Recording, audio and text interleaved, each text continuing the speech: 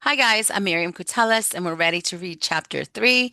If you've missed the other two chapters, just go in the description section. I have links to those videos and I'll shortly be putting chapter 4. If you notice, I have a new book. I have a parrot. The parrot ate the other book. I am not kidding.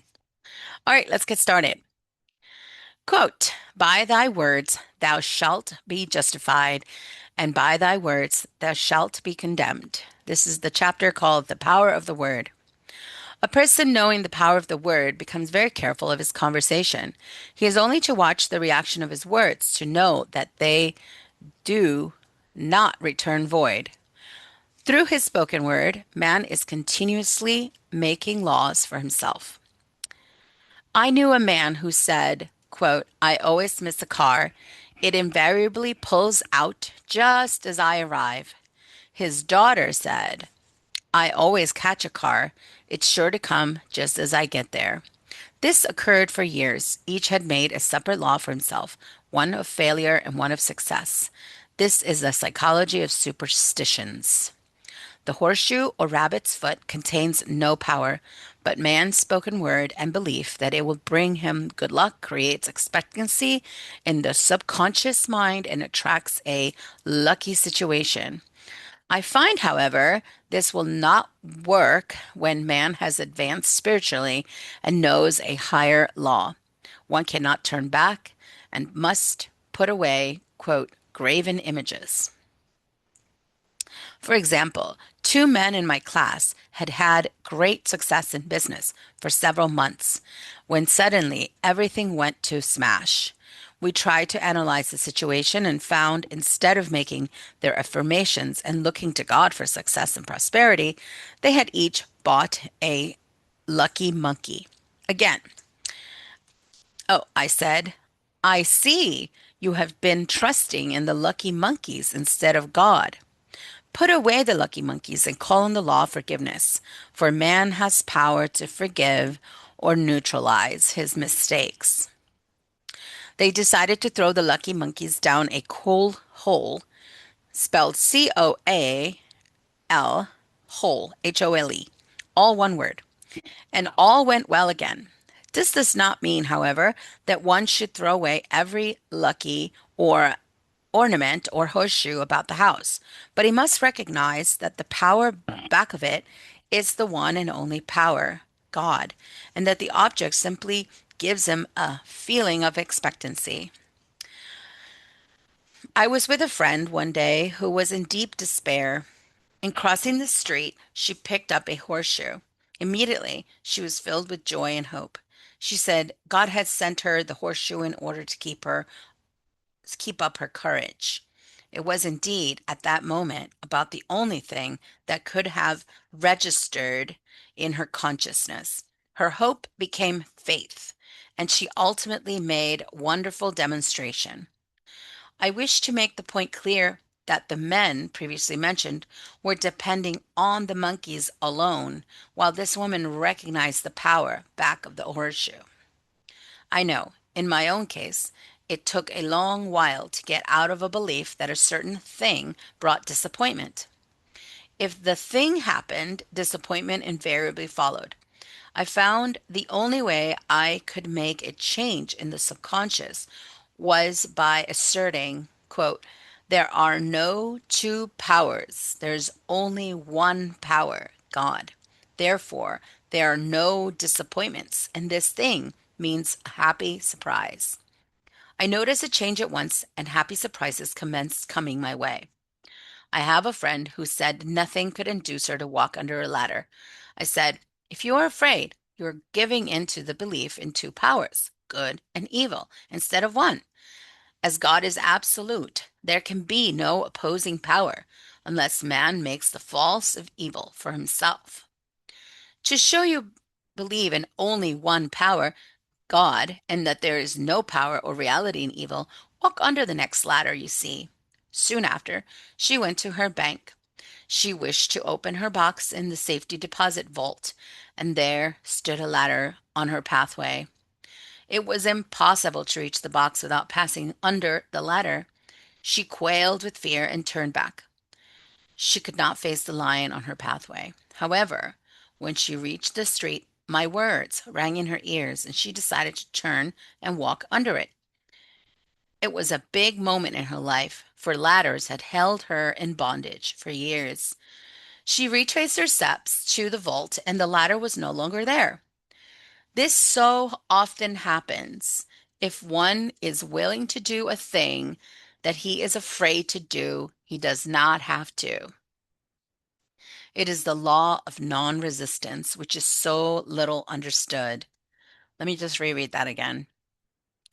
If one is willing to do a thing he is afraid to do, he doesn't have to. It is the law of non resistance, which is so little understood. Someone had said that courage can change genius and magic. Face a situation fearlessly, and there's no situation to face. It falls away of its own weight. The explanation is that fear attracted the ladder on the woman's pathway, and fearlessness removed it. Oh, just blows my mind. Thus, the invisible forces are ever working for man who is always pulling the strings himself, though he does not know it. Owing to the vibratory power of words, whatever man voices, he begins to attract. People who continuously speak of disease invariably attract it. After man knows the truth, he cannot be too careful of his words. For example, I have a friend who often says on the phone, "Do come to see me and have a fine old fashioned chat." This old fashioned chat means an hour or about 500 to 1,000 destructive words. The principal topics being loss, lack, failure, and sickness. I reply, "No, I thank you. I've had enough old fashioned chats in my life. They're too expensive. But I will be glad to have a new fashioned chat and talk about what we want, not what we don't want." There's an old saying that man only dares use his words for three purposes: heal, bless, or prosper. What man says of others will be said of him. What he wishes for others, he is wishing for himself. Curses, like chickens, come home to roost. If a man wishes someone bad luck, he is sure to attract bad luck himself. If he wishes to aid someone to success, he is wishing and aiding himself to success. The body may be renewed and transformed through the spoken word and clear vision, and disease be completely wiped out of the consciousness. The metaphysicians know that all disease has a mental correspondence, and in order to heal the body, one must first heal the soul. The soul is the subconscious mind, and it must be saved from wrong thinking. If the 23rd Psalm we read, "He restoreth my soul," this means that the subconscious mind or soul must be restored with the right ideas, and the mystical marriage is the marriage of the soul and the spirit, or the subconscious and the superconscious mind. They must be one. When the subconscious is flooded with the perfect ideas of the superconscious, God and man are one. I and the Father are one. That is, he is one with the realm of perfect ideas. He's the man made in God's likeness and image, imagination, and is given power and dominion over all created things, his mind, body, and affairs. It is safe to say that all sickness and unhappiness come from the violation of the law of love. A new commandment I give unto you: love one another. And in the game of life, love or goodwill takes every trick. For example, a woman I know had for years an appearance of a terrible skin disease. The doctor told her it was incurable, and she was in despair. She was on the stage, and she feared she would soon have to give up her profession, and she had no other means of support. She, however, procured a good engagement, and on the opening night made great hits. She received flattering notices from the critics and was joyful and elated. The next day she received a notice of dismissal. A man in the cast had been jealous of her success and had caused her to be sent away. She felt hatred and resentment taking complete possession of her, and she cried out, "Oh God, don't let me hate that man." That night she worked for hours in the silence. She said, "I soon came into a deep silence. I seem to be at peace with myself, with the man, and with the whole world. I continued this for two following nights, and on the third day I found I was healed completely of the skin disease. I'm asking for love or goodwill. She had in asking for love or goodwill, she had fulfilled the law. For love is the fulfilling of the law, and the disease, which came from the subconscious resentment, was wiped out. Continual criticism produces rheumatism, as critical and harmonious thoughts cause unnatural deposits in the blood, which settle into joints. False growths are caused by jealousy, hatred, unforgiveness, fear. Every disease is caused by a mind not at ease. Said once in my class, there's no use asking anyone, what's the matter with you? We might as well say, who's the matter with you? Unforgiveness is the most prolific cause of disease. It will harden arteries or livers and affect the eyesight. It is in its train are endless ills. I called on a woman one day who said she was ill from having eaten a poisoned oyster. I replied, oh no, the oyster was harmless. You poisoned the oyster. What's the matter with you? She answered. Or about 19 people. She had quarreled with 19 people and had become so inharmonious that she attracted the wrong oyster. In any inharmony on the external indicates there is mental inharmony, as the within so the without. Man's only enemies are within himself, and a man's foes shall be they of his own household. Personality is one of the last enemies to be overcome, as this planet is taking its initiation in love. It was Christ's message, peace on earth, goodwill towards men. The enlightened man, therefore, endeavors to perfect himself upon his neighbor. His work is with himself to send out goodwill and blessings to every man. And the marvelous thing is that if one blesses a man, he has no power to harm him. For example, a man came to me asking to treat for success in business. He was selling machinery, and a rival appeared on the scene with what he proclaimed was a better machine, and my friend feared defeat. I said, first of all, we must wipe out all fear and know that God protects your interests and that the divine idea must come out of the situation. This is the right machine. That is, the right machine will be sold by the right man to the right man. And I added, don't hold one critical thought towards that man. Bless him all day and be willing not to sell your machine if it isn't the divine idea. So he went to the meeting, fearless and non resistant, and blessing the other man. He said the outcome was very remarkable. The other man's machine refused to work, and he sold his without the slightest difficulty. But I say unto you, love your enemies, bless them that curse you, do good to them that hate you, and pray for them which spitefully use you and prosecute you. Goodwill produces a great aura of protection about the one who sends it, and goodwill destroy the enemies with oneself. Therefore, one has no enemies on the external. There is peace on earth for him who sends goodwill to man. All right. So I wanted to talk about a couple of things on here. Um, I love the each makes a separate law for himself. So that is the crux of what I try to work with all my clients is that we create our own laws. Um, that in trying to create a dependency with your client or having a dependency type of situation with your client doesn't allow your client to learn this lesson right here, which is that they have the ability to, um, create a law for themselves. And if you have the ability to do that, you also have the ability to neutralize your mistakes, meaning any action you take or anything you say, you can actually neutralize.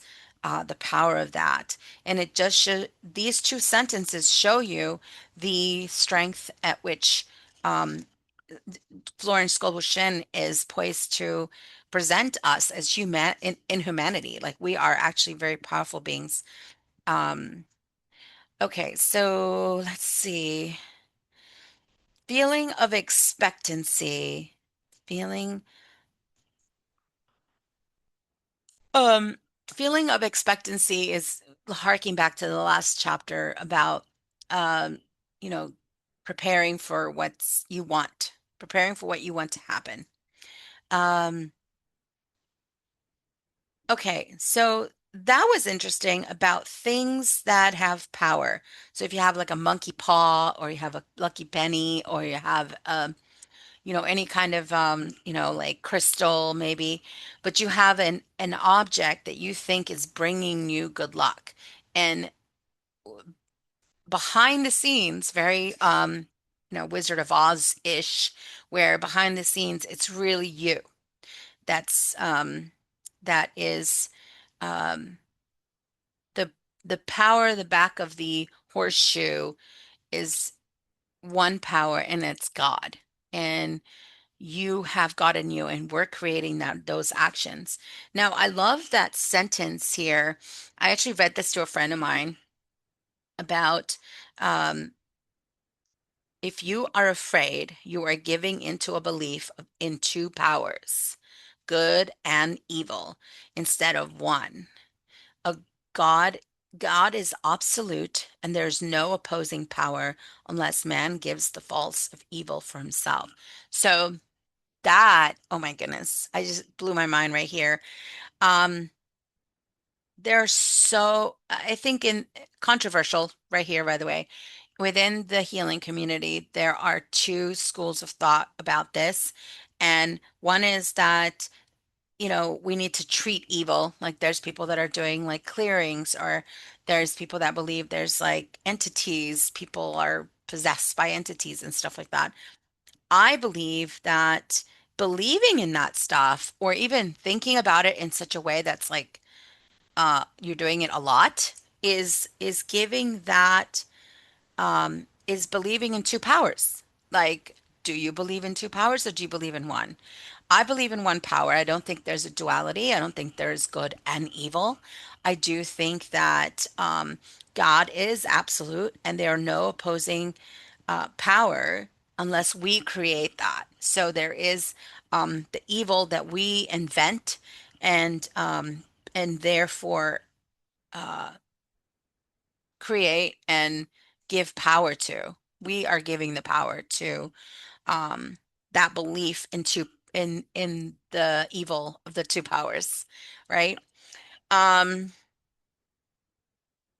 okay, so I love this theory, and I'm going to be trying it out. So let me read it to you. It says, so someone has said that courage contains genius and magic. Face the situation fearlessly, and there's no situations to face. So the story in that is that the woman was afraid to go under the ladder, and then remembered what Florence Shinn told her, and she went back, now fearlessly, and the ladder was gone. So the instant you face something without fear, that thing that was so powerful that we were afraid of is now gone. So it's so important to this is why I say, when you're afraid of something, the answer is not to walk away from it. The answer is to go through it, is to face it head on. So those are two completely different feelings that you're getting. And so if you're so I completely understand. This is like excellent example. Um anyway, it says invisible forces are ever working for man, who is always pulling the strings himself. So we're pulling the strings, but there's also these invisible strings, which is like these laws that if we're familiar with these laws, we can, learn how to live a more aligned life.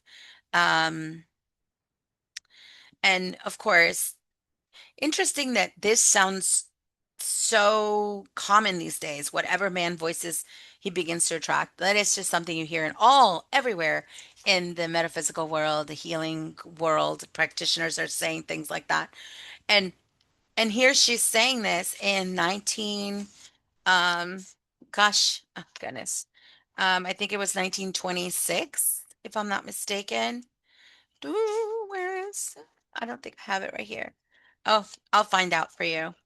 But I think it was 1926. So here she's saying this, and we are, um, this is something that we are swimming in now. Like everyone says that, right? It's just so common.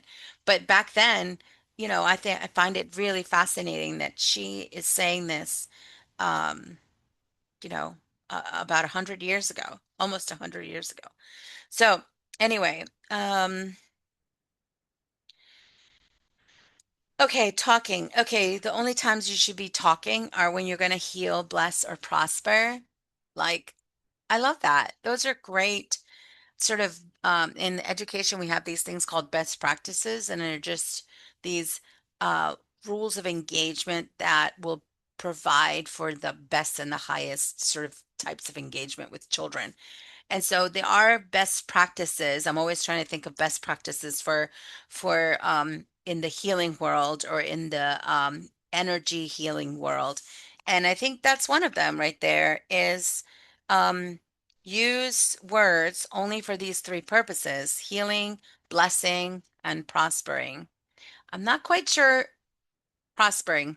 Like, what does that look like? If you guys have any ideas, please write them in the comment section.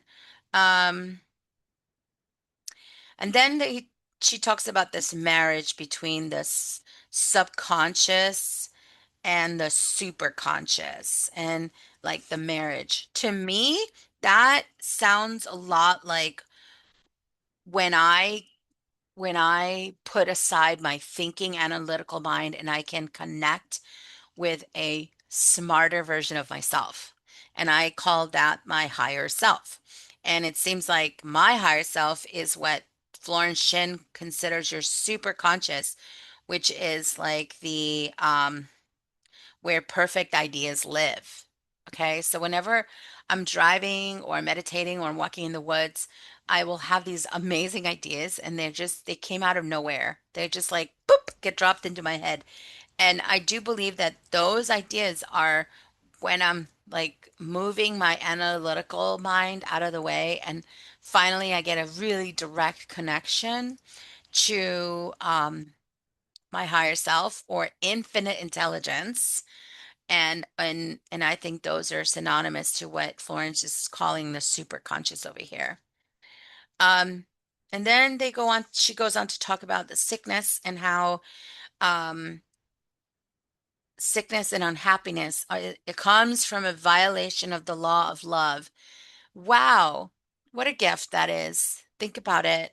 So all we need to do is uh, brainstorm, and we're so lucky these days. You can go on AI and brainstorm ways to show your self love or show someone love or show your husband who's driving you crazy love or show your cat who's driving you crazy love and find ways that you can uh use the law of love to reach happiness, um so, a new commandment I give unto you: love one another. And in the game of life, love or goodwill takes every trick.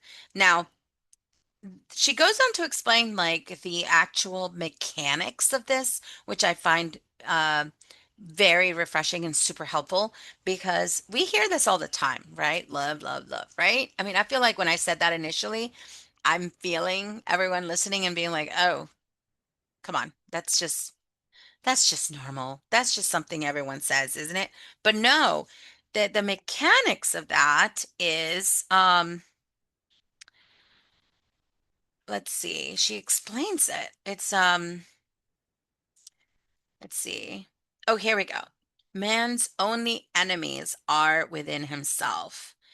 Um and then it says personality is one of the last enemies to be overcome. Planet is taking its initiation in love. Um, and then there was something else on there.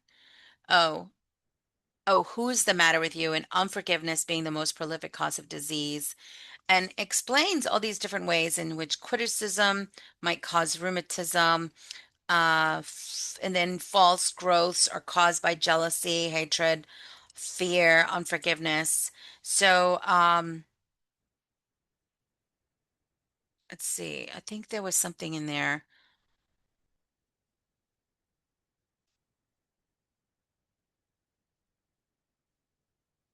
Oh, okay. In other words, love and goodwill destroy the enemies within one's self. Therefore, one has no enemies on the external. So that's the mechanics right there that I'm talking about.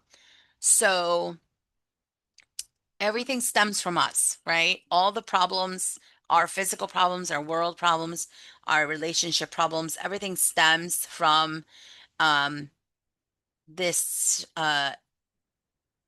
inability to love. And they're saying bless and love people in your life, people that annoy you, bless and love. And in that way, you are like kind of cleansing it off of yourself, and you will have no enemies on the external because everything that's on the outside is really what's on the inside. So you're working just here. This is the only place you're working on. Um, I find that really helpful. And again, it's like much more sophisticated than what you are listening to now with some metaphysical people who are just like, will just throw the word love around or fear around and not actually give you the like if then type of relationship between them. Um, like I love that explanation about a good and evil and believing in evil. Like if you believe in evil and you're afraid of evil, then you are putting it equal to God, you know, and if you really believe that God is absolute and there's no opposing power to God, then there is no evil, right? There is no evil. Evil is created by us. One power, one God, and there's no power in reality in evil. Walk under the next ladder you see. So anytime you're afraid, just do what you are afraid to do, and the thing that you're afraid to do is just going to collapse or fall away of its own weight. So so much amazing, amazing learning going on right now for me. And I'm hoping that this is helpful to you. I would love to hear your opinion of this chapter. I can't imagine it getting better, but there's still an entire book in front of us to work through. And so I'm excited to see what the next chapters bring. Anyway, thank you so much. See you in the next chapter.